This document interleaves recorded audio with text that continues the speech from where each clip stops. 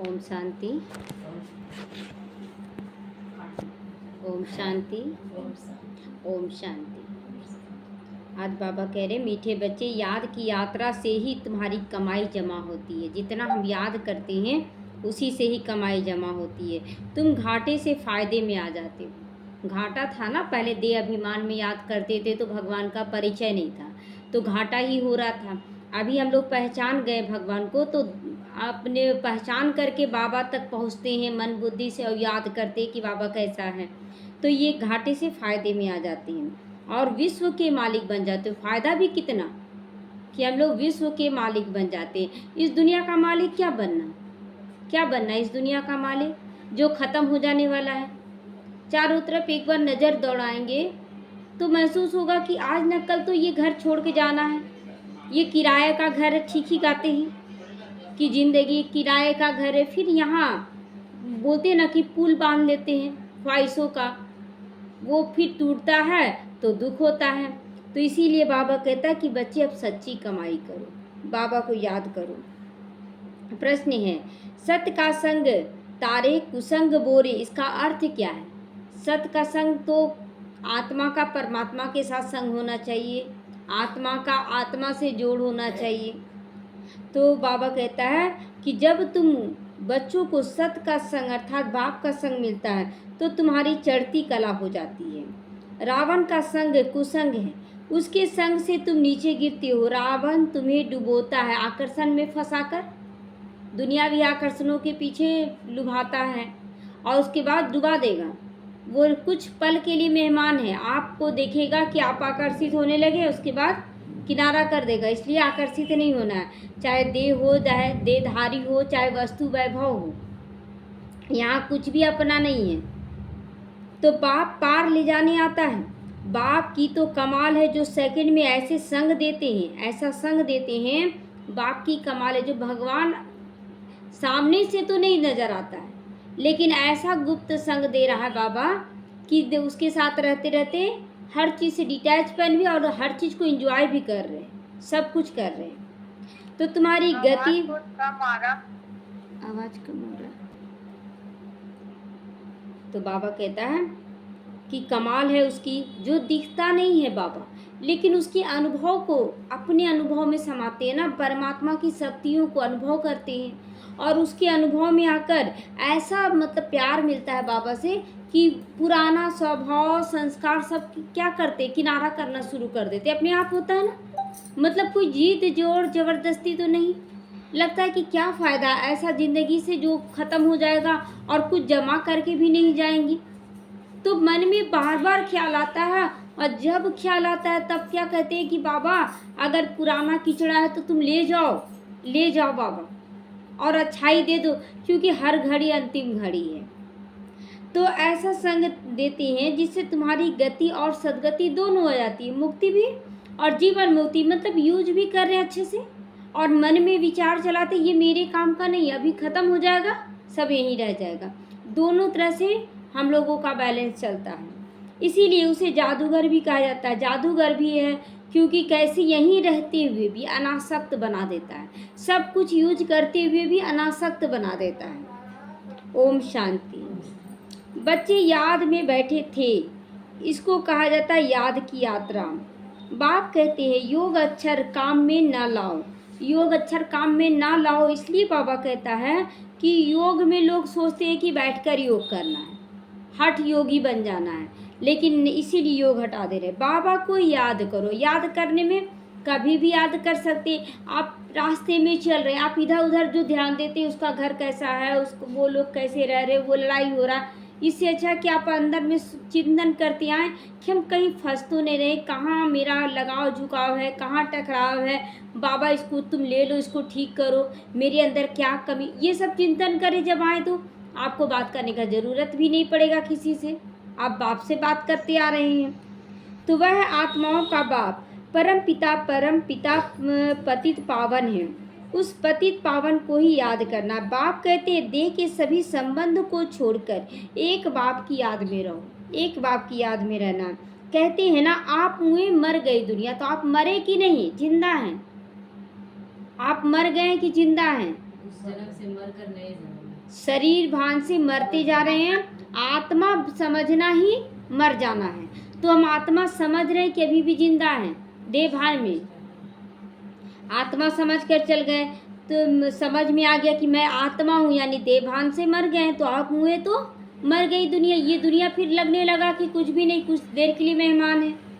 तो देह सहित देह के जो भी संबंध आदि देखने में आती हैं उनको याद करो। बाबा कहता है इन आंखों से जो भी देखने में आ रहा है, संबंध, संपर्क, देह के वस्तु, वैभव, उनको याद नहीं करो, उनको याद नहीं करना है। एक बात को ही याद करो तो तुम्हारे पाप जल जाएंगे, जल जाएंगे, कटेंगे भी नहीं। तुम्हारे पाप जल जाएंगे यानी कि एकदम समाप्त हो जाएंगे। तुम जन्म जन्मांतर की पाप आत्माएं हो ना, जन्म जन्मांतर की पाप आत्माएं हो। यह है ही पाप आत्माओं की दुनिया। यहाँ सभी पापी हैं, कोई नहीं पुण्यात्मा है। सतयुग में सभी पुण्यात्माओं की दुनिया होती है। अब पाप सब कट कर पुण्य कैसे जमा हो?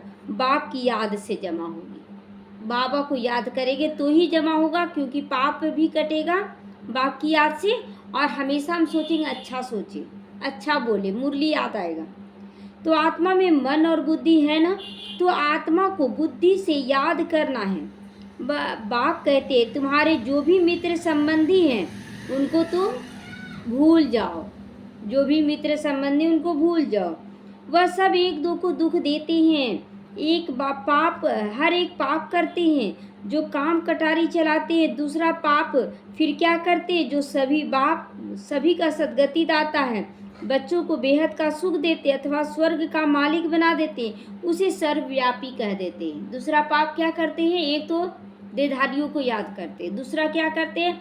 भगवान को सर्वव्यापी बता देते हैं। तो दोनों पाप कर लेते हैं। ये पाठशाला तुम आए हो यहाँ पढ़ने के लिए, कौन सा ज्ञान लेने के लिए? आत्मा का, ड्रामा का। तो यह लक्ष्मी नारायण है तुम्हारा एम ऑब्जेक्ट। और यहाँ लक्ष्य क्या है? लक्ष्मी नारायण बनना। कोई ऐसे कह ना सके, बाहर वाले सत्संग जो चला रहे बोलेंगे कि लक्ष्मी नारायण बनना है। वो सन्यास ले लिए, घर बार छोड़ दिए, वो कैसे बोलेंगे कि लक्ष्मी नारायण बनूं? क्योंकि लक्ष्मी नारायण पति पत्नी है, तो कैसे बोल देंगे?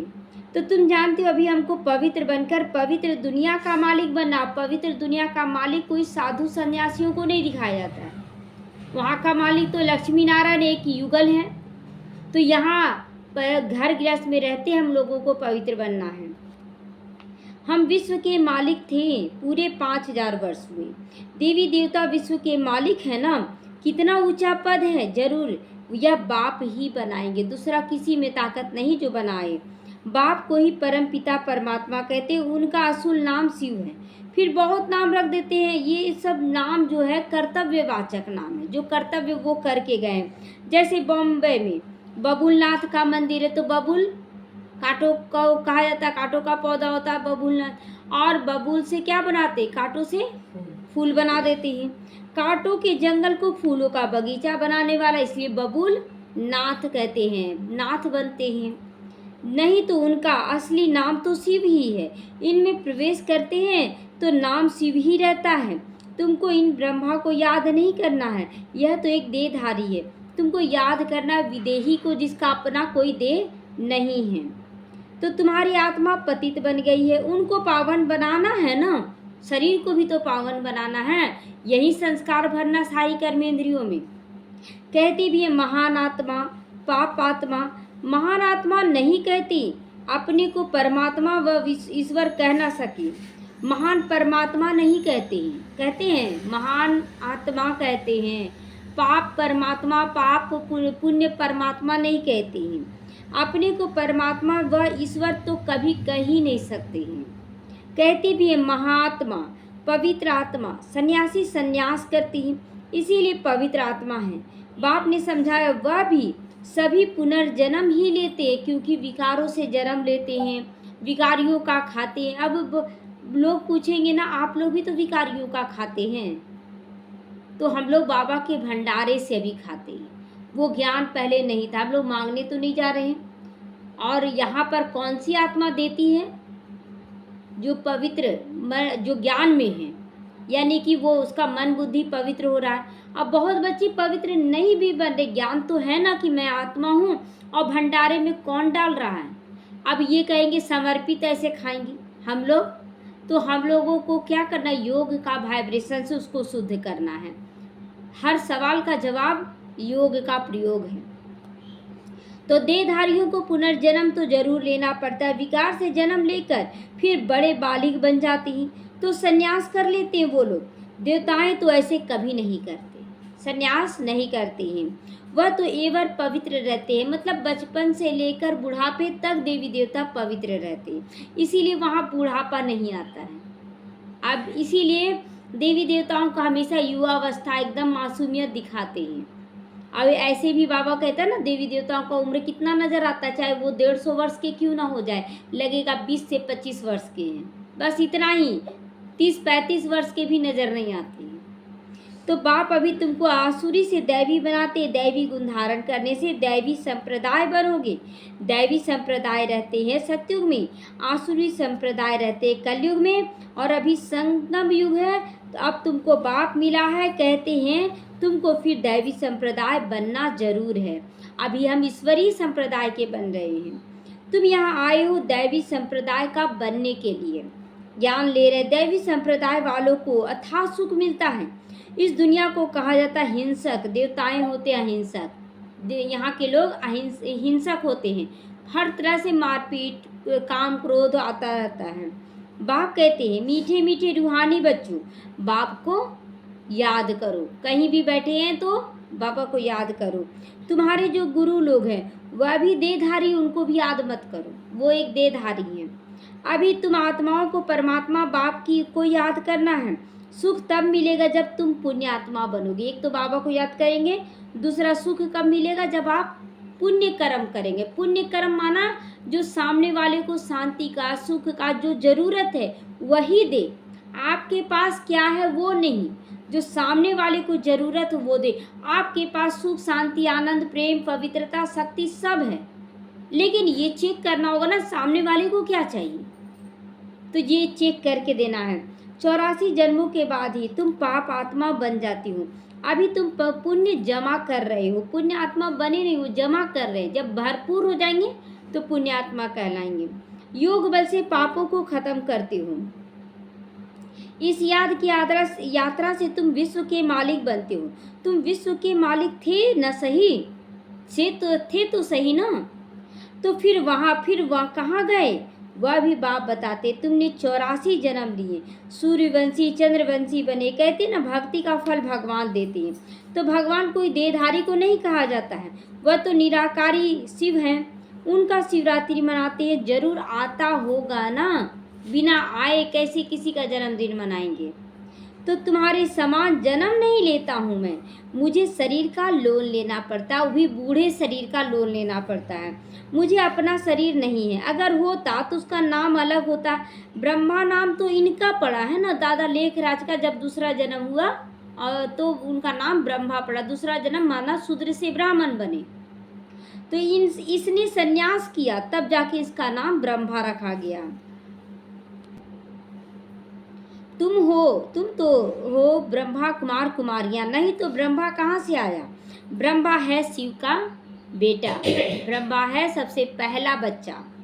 शिव बाबा अपने बच्चे यानी ब्रह्मा में प्रवेश कर तुमको ज्ञान देते। आज बाबा किस में प्रवेश किया, एक बच्चे में। ऐसे बोलता है ना बाबा कि हम अपनी युगल में प्रवेश करते हैं, और आज बाबा बोला एक बच्चे के अंदर प्रवेश करते हैं, इसीलिए बच्चे को भी भगवान का रूप कहा जाता है। तो ब्रह्मा विष्णु शंकर भी इन्हीं के बच्चे हैं। निराकार बाप के सभी बच्चे निराकार हैं। आत्माएं यहाँ आकर शरीर धारण कर पाठ बजाती हैं। बाप कहते मैं आता ही हूँ पतितों को पावन बनाने, मैं इस शरीर का लोन लेता हूँ। शिव भगवानुवाच है ना, तो शिव भगवानुवाच लोन लेना माना ब्याज सहित चुकतू करना। लोन ऐसे ही केवल लिए और दिए नहीं, उसमें ब्याज देना पड़ता है। तो बाबा कितना पद्मा गुना ब्याज देता है। श्री कृष्ण को तो भगवान नहीं कह सकते, भगवान तो एक ही है। श्री कृष्ण की महिमा ही अलग है, वो स्वरूप बन जाते हैं। 16 कला संपूर्ण, सर्वगुण संपन्न, संपूर्ण निर्विकारी, मर्यादा पुरुषोत्तम और डबल अहिंसक, ये उनका रूप है। तो पहला नंबर देवता हैं राधे कृष्ण, जो स्वयंवर के बाद फिर लक्ष्मी नारायण बनते हैं। पहले राधे कृष्ण बचपन का रूप, उसके बाद लक्ष्मी नारायण शादी जैसे होता है, शादी होता है और राजगद्दी पर बैठते हैं तो दोनों का नाम चेंज हो जाता है। तो परंतु यह कोई जानता नहीं, राधे कृष्ण को किसी को पता ही नहीं कि वही लक्ष्मी नारायण बनते हैं। दिखाते हैं ना कि राधा प्रेमिका कोई और जब शादी हुआ तो रुक्मिणी से शादी हुआ, राधा तड़प रही है, रो रही है। तो वह फिर कहाँ चले जाते हैं, कहाँ चले जाते हैं राधे कृष्ण, कुछ पता नहीं। नारायण तो बनते हुए दिखा देते हैं कृष्ण को, इसलिए नहीं, राधा को नहीं दिखाते ना, क्योंकि अभी देखिए जो राधा बनी गुप्त हो गई ना, गुप्त हो गई, अब फिर डायरेक्ट रुक में शादी होगा, तो इसीलिए। और नारायण ज्यों के त्यों रहा ना, ब्रह्मा बाबा ज्यों के त्यों रहा, तो राधा गुम हो गई ना। अभी राधा बन के ब्रह्मा के साथ सरस्वती जो बनी वो गुप्त हो गई। तो देखिए सब संगम युग का ही कहानी है, सारा कुछ है। तो राधे कृष्ण स्वयंवर के बाद लक्ष्मी नारायण बनते, दोनों अलग अलग महाराजाओं के बच्चे हैं। वहाँ अब पवित्रता का नामो निशान नहीं, क्योंकि वहाँ 5 विकार रूपी रावण ही नहीं है, ही वो राम राज। अब बाप आत्माओं को कहते हैं कि मुझे याद करो, तुम्हारे पाप कट जाएंगे। तो किस स्थिति में याद करना है? देह के अनुसार तो हे भगवान, हे प्रभु, हे अल्लाह ये गाते आए। आत्मा के अनुसार याद करना है शिव बाबा को रूप को देखकर, तो तुम्हारे पाप कट जाएंगे। तुम सत्व प्रधान थे, अब तमो प्रधान बने हो। घाटा पड़ा है, फिर जमा करना है। भगवान को व्यापारी भी कहा जाता है, कोई बिरला ही उनसे व्यापार कर सकता है। व्यापार करने का मतलब अपने अंदर का कीचड़ा उसको देना है। अब कीचड़ा क्या है? आपका दुनिया का आकर्षण भी एक कीचड़ा है, लेकिन आपको लग नहीं रहा कीचड़ है, लग रहा मेरा परिवार, मेरा शरीर, मेरा घर, संपत्ति, तो आपको कीचड़ नजर ही नहीं आएगा, तो आप देंगे कैसे? बाबा तो कीचड़ा लेने आता है ना, भंगार वाला बोलते हैं ना कि कूड़ा कचरा लेने आता है, तो बाबा कूड़ा कचरा लेने आता है, लेकिन हमको लग ही नहीं रहा कि कूड़ा कचरा है, देंगे कैसे? तो कोई बिरला ही उनसे व्यापार करे। जादूगर भी बहुत अच्छा है ना, कमाल कर देते हैं, शूद्र से ब्राह्मण, और ब्राह्मण से देवता बना देते हैं। तो जो सारी दुनिया की सदगति करते हैं वो हमारा पिता बन गया है, सबको मुक्ति, जीवन मुक्ति देते। जादू का खेल लगता है ना कि एकदम मतलब लोहा को सोना बना देना, कोयला को हीरा तो बनते देख रहे हैं, लोहे को सोना बनते तो नहीं देख रहे हैं, लेकिन हम आत्माएं क्या है, लोहे समान बन गए, लोहा को सोना बदला जा रहा है। मनुष्य को दे नहीं सकता है, ऐसा भाग्य दे सकता है, मनुष्य को नहीं दे सकता।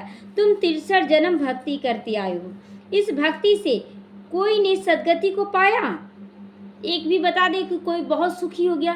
नहीं, भक्ति कर रहे हैं ना, शिव चर्चा कर रहे हैं, ये कर रहे हैं, वो कर रहे हैं, हमको ये मिल रहा, वो, फिर दुखी क्यों? क्यों दुखी? ज्ञान का कमी है, आप सही जगह पहुंच ही नहीं रहे हैं, इसलिए बीमारी थोड़ा थोड़ा लगा हुआ है। और सही जगह पहुंचने के बाद सही रूप से दवाई नहीं खा रहे हैं, सही रूप से बोलते ना वो धारणा नहीं कर पा रहे हैं। तो कोई है जो सदगति दे सकता है दुनिया में? अगर देता तो हम लोग को आने का ज़रूरत ही नहीं पड़ता, भगवान को आने का ज़रूरत नहीं पड़ता, तो हो ही नहीं सकता है। एक भी वापस जा भी नहीं सकता, अगर बिना पावन बने जा भी नहीं सकता है।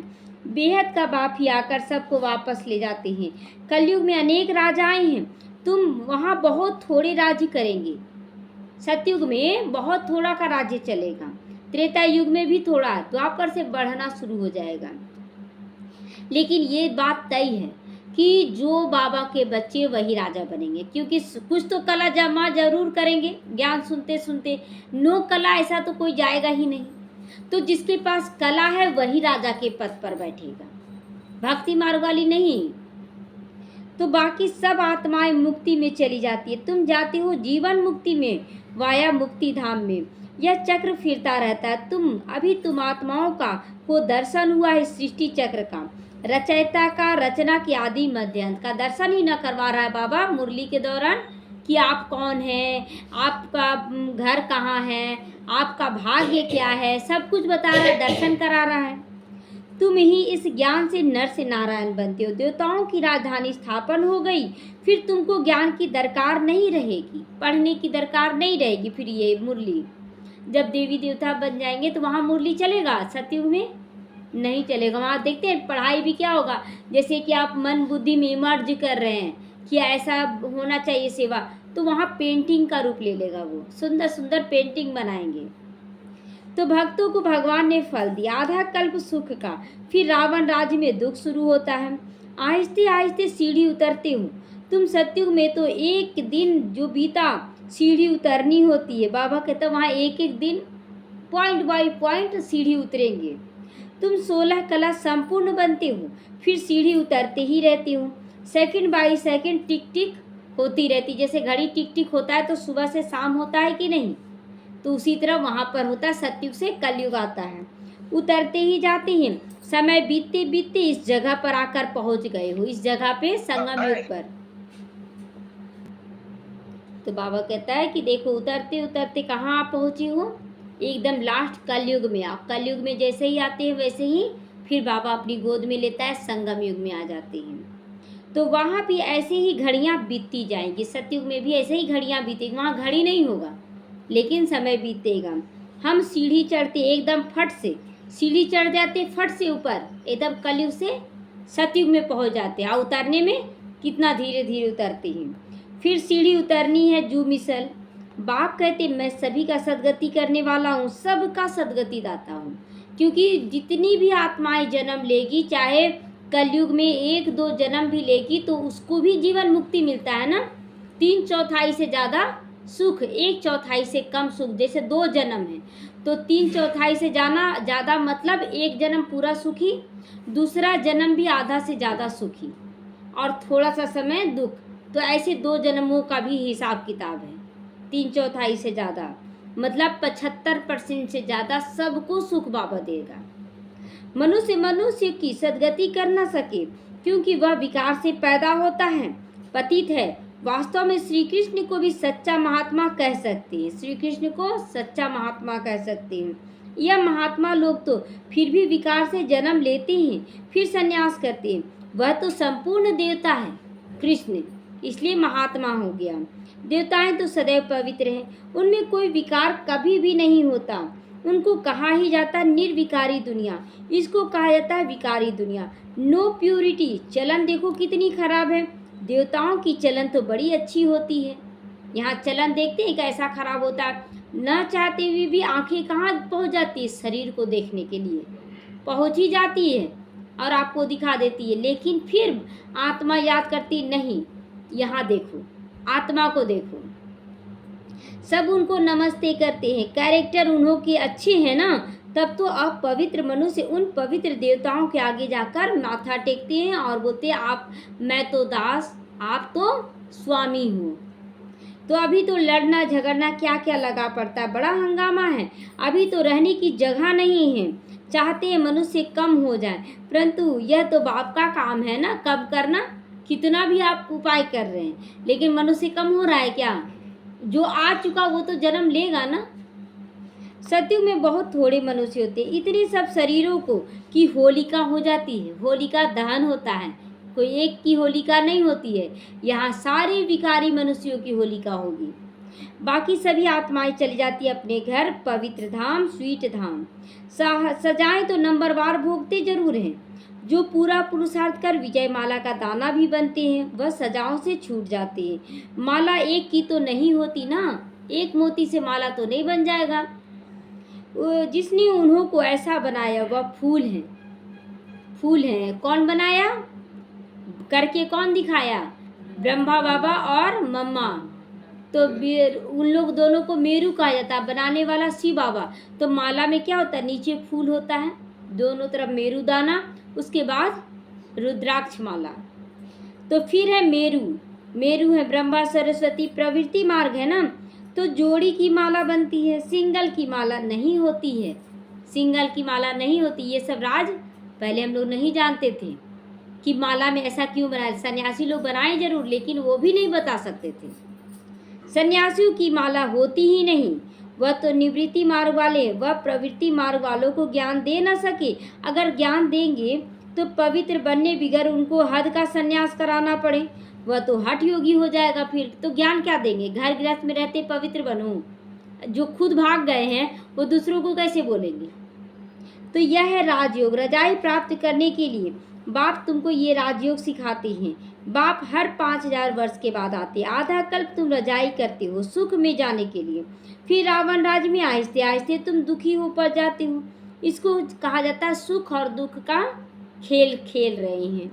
तो तुम पांडवों को जीत पहनाते हैं बाबा, अब तुम ही पंडे बनते हो। पांडव भी हम पंडे बन जाते हैं और दूसरों को रास्ता दिखाने के लिए।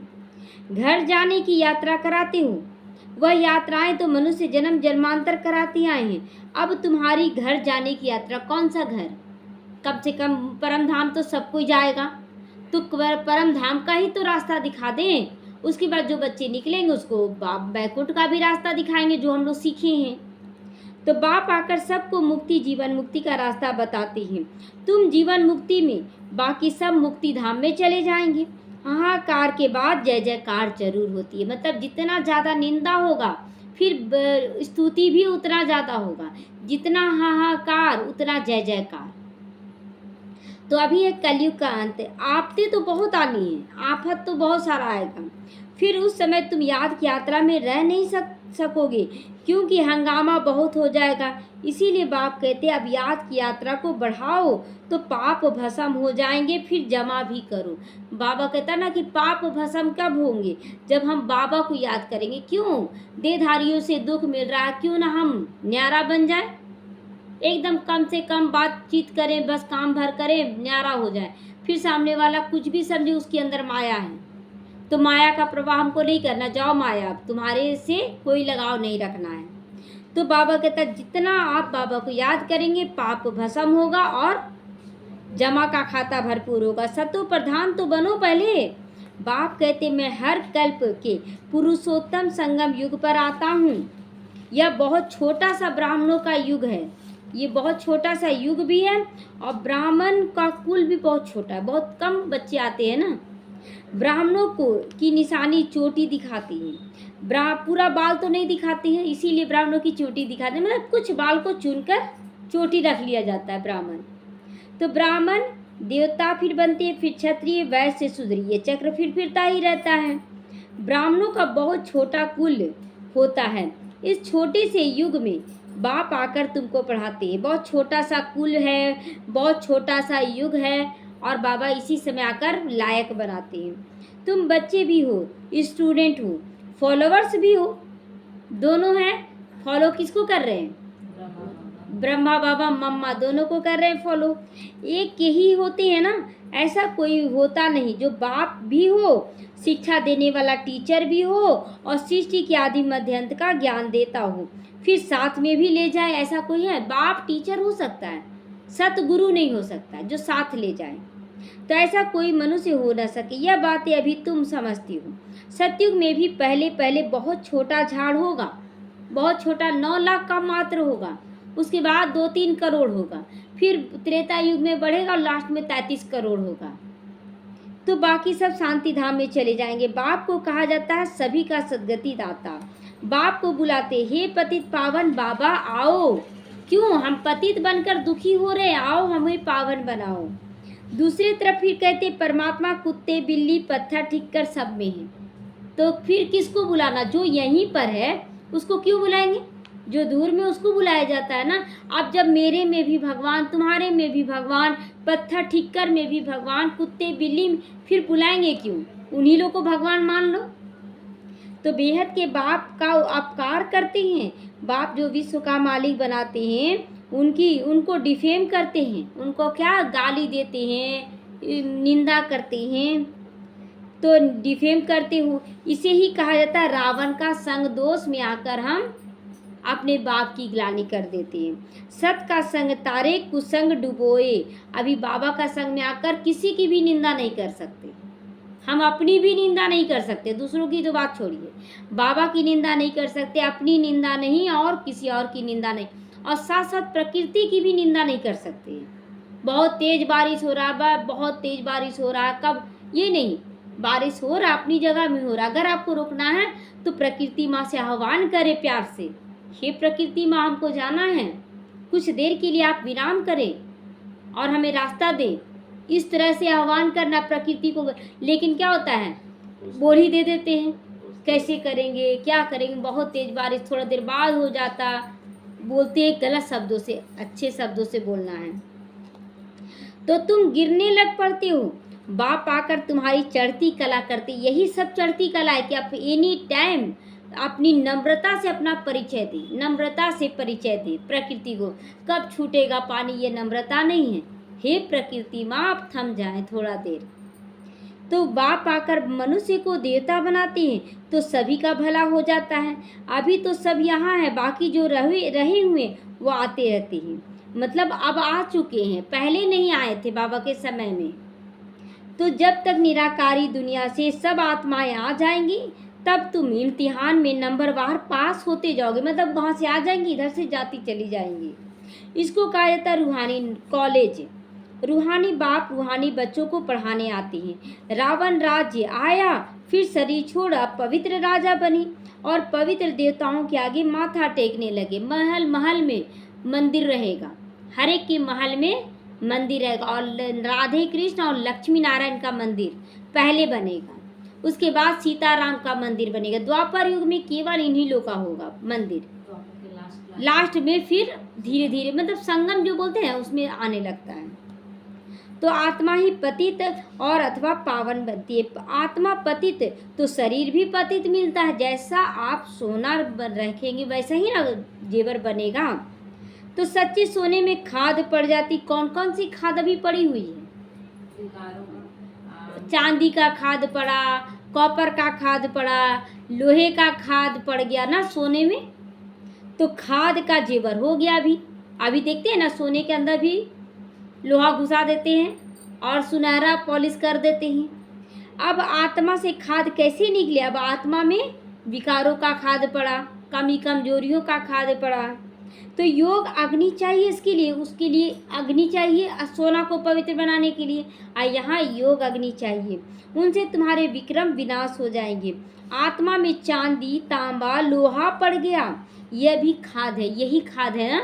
आत्मा के अंदर अलग और सोने के अंदर अलग, दोनों का खाद बाबा बता दिया। अच्छा, आत्मा सच्चा सोना है, अब तो झूठी बन गई है। वह याद से निकले कैसे, वह खाद निकले कैसे? अब देखिए बहुत ऑनलाइन बच्चे भी क्या कर रहे हैं ना कि मुरली लगा दिए और लगा कर इधर उधर। ये मुरली का डिसरिगार्ड नहीं है, मत सुनिए। ये डिसरिगार्ड बाबा का भी और मुरली का भी है, तो ये भी डिसरिगार्ड है। अब बाबा कहते हैं इससे भी बचो, भल मत सुनो, वो ठीक है सच्चाई सफाई। आप तो सामने से दिखा दे रहे हैं कि नाम आ गया, हम सुन रहे हैं, लेकिन धारण कुछ भी नहीं हो रहा है। किसको दिखा रहे हैं, किसको दिखाना चाह रहे हैं? ये भी बात सही है कि किसको दिखा रहे हैं। आप हमको दिखा के क्या कर लेंगे? बाबा को दिखा रहे तो सच्चा और साफ बन कर रहे हैं। तो यह है योग अग्नि। ज्ञान चिता पर तुम बैठे हो, दिखावा भक्ति की चिता नहीं है, ये ज्ञान चिता है। तो आगे थे काम चिता पर बैठे तो झूठ सा सब मिला देते थे, अभी तो सच्चाई से चला। देखिए काम करना, मुरली सुनते हुए अलग बात है, कान चलो लगा हुआ है, लेकिन एक होता लगा दिया और छोड़ दिए, गप कर रहे हैं दूसरों से।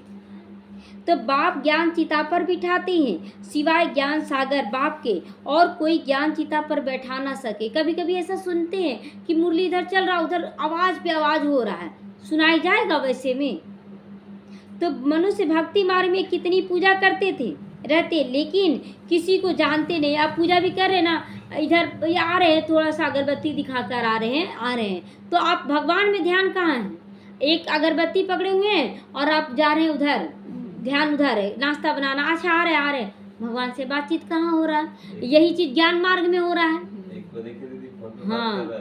हाँ, मोबाइल से फोटो बात कर रहे हैं किसी से और इधर जल डाल रहे हैं। अच्छा बताइए, तो अभी तुम सबको जान गए हो, भक्ति भी जान गए हैं, ज्ञान भी जान गए, भगवान को भी जान गए, अपने आप को भी जान गए हैं।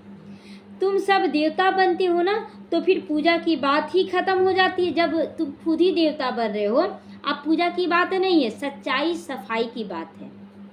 तो जब रावण राज्य शुरू होता है तब भक्ति शुरू होती है। अच्छा, मीठे मीठे सीखी लदे बच्चों प्रति माता पिता बाप दादा का याद प्यार और गुड मॉर्निंग। रूहानी बाप की रूहानी बच्चों को नमस्ते। हम रूहानी बच्चों की रूहानी माता पिता बाप दादा को याद प्यार गुड मॉर्निंग और नमस्ते नमस्ते। शुक्रिया बाबा, शुक्रिया।